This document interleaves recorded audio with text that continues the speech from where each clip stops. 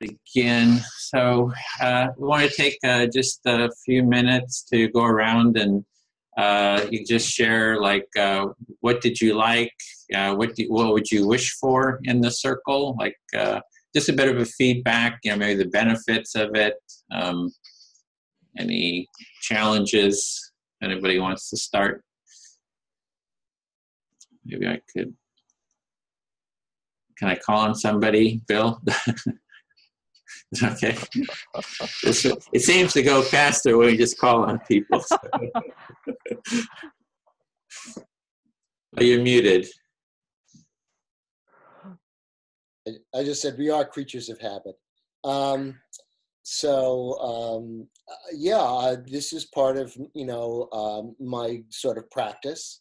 I feel, again, as I said in the beginning, extremely grateful to meet new people and from all over the world and hear and interact and also see how, they react and what they're feeling. So, I'm really happy about it. Really don't, wish for much more. I mean, I hope I share Edwin's aspirational views for where it could go, and so I'd love to see it expand. I'm just feeling very appreciative and appreciative for the little culture of empathy that we created right here, right now. Thank you all. Thank you, Bill. Carolina, would you be willing to go? Well, obviously for me, the language skills are kind of barrier, and sometimes I have problem with understanding you, especially when you use some words, metaphors. But I appreciate the opportunity to practice. Actually, what I would like to try one day here in Poland with some of my colleagues, friends. And I have just one question. Sometimes some speakers sound like they are kind of cavernous, it's more like drumming than voice, a human voice, it's drumming rather than speaking. For me, it's very difficult to understand. I don't know if it's a microphone setup some of us have or something. We should probably so really check with the audio. How do we have better, clearer audio? Yeah. It's kind of problem. Obviously, bigger problem to me because I have difficulties with understanding you. But I appreciate the opportunity to talk to you and try to reflect you, and especially today, this talking about restorative practice was very fruitful to me, kind of open-minded listening to you. Thank you. Thank you. Jyoti? One thing I forgot that came across my mind while we were speaking about time, the time this takes, is this idea came to me that what do we do in our society? We send all the old people off on vacation, off to retire in Arizona, off to this community, off to that community. Those are the people that have the time throughout history being the peacekeepers, being the listeners, the nurturers. We just separate them out, and then we take the people who need them over years and years and years and haven't had the old people, and then they can't cope, and so we send them off to prison. Yeah. It's like there's this bringing more connection between all the generations. I think is a big key here. It's a big important piece of this problem. Anyway, so that came to mind while we were talking about where do we get the time for empathy. That's all I have on my mind.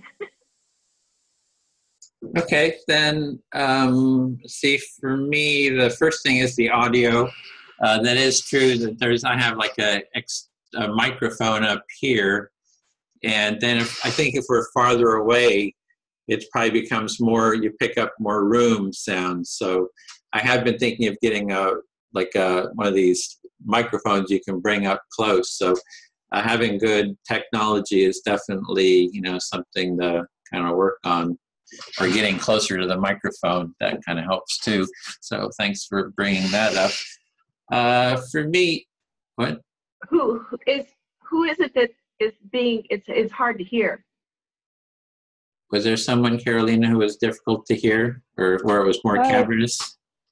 Well, for example, it was difficult you to hear Paramiati, because I hear kind of cavernous. Your voice for me is kind of cavernous, like a drumming more than like speaking. So okay. Too much basses or something. I don't hear exact words. I kind of cavernous. There's a lot of bass then, kind of a heavier bass kind of a sound in the audio. So the other thing, so those are kind of technical issues. It's great to kind of work on those. And I'm going to try to get an external big microphone. So those ones they always have, that you have a boom and you can put it right in front of your mouth. So I do want to improve the quality of my audio. The one thing was the rich insights, like just hearing everyone's insights about restorative practices, bringing up different issues. I really appreciate that. I feel like I kind of got more clarity, how it was articulated, and Jyoti, like how just all the thing, everything everyone said, it was sort of all on how do we build a culture of empathy, getting sort of clear about that, being able to express it, and being able to articulate it myself kind of helps me to kind of get better and clear on it. So I really appreciate it. And kind of I feel a little bit of sense of momentum towards building that culture of empathy by being able to talk about it. And we do have the training, so we do have a training after this, and we'll have more of those started going forward. Yeah, Carolina. I just want to mention one another problem we didn't mention, but there was no time to talk about it. It's anonymity we face. We are anonymous in society, and it creates a lot of kind of lack responsibility to each other in community, because we are anonymous. Yeah, like so a connection. Kind of established tools that kind of replace restorative communal practice with kind of anonymous tools. That's another problem. Mm-hmm. Yeah, so these are all things we can talk about in future circles. And in fact, we could hone in on specific issues of, what's the problem with anonymity or detachment. Yeah. So these circles are ongoing. We're trying to spread them.